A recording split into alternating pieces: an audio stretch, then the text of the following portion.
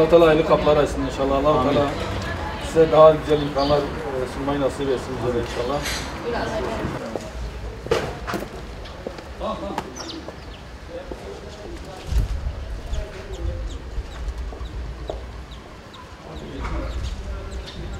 Abla buraya gelin. İyisiniz inşallah. Bunu hayır sahipleri göndermiş size. Gel abi.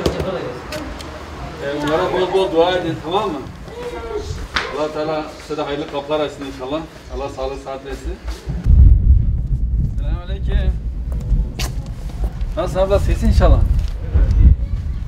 Sağlığınız, sıhhatiniz. Annen nerede? Sen bunu alabilirsin. Gel abla. Alamam. Allah Teala hayırlı kapılar açsın. Hayır sahiplerine dua edersin inşallah. Evet. Selamünaleyküm.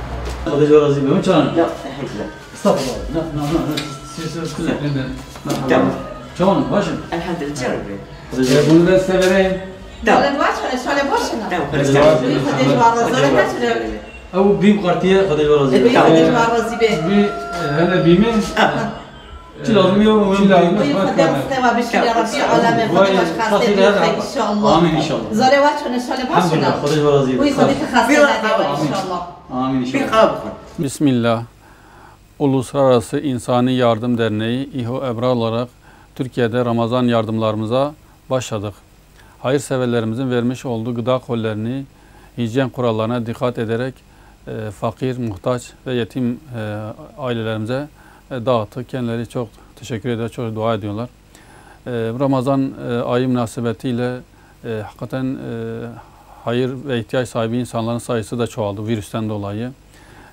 İnşallah bundan sonraki süreçte de hayırseverlerimizin bağışlayacağı yardımları ihtiyaç sahiplerine ulaştıracağız. Tabii Türkiye'nin birçok ilinde bu çalışmalarımız devam edecek. Türkiye dışındaki Asya, Afrika ve diğer mağdur coğrafyalarda da yardımlarımız olacak inşallah. Allah-u Teala'dan dileğimiz, isteğimiz bu Ramazan ayının özellikle tüm ümmeti Muhammed'e, genelde tüm insanlığa hayırlara vesile olmasını Cenab-ı Allah'tan niyaz ediyoruz. Allah-u Teala bütün sıkıntılarımızı gidersin. Kaza, bela ve hastalıkları ümmetten ve bütün insanlıktan uzaklaştırsın inşallah.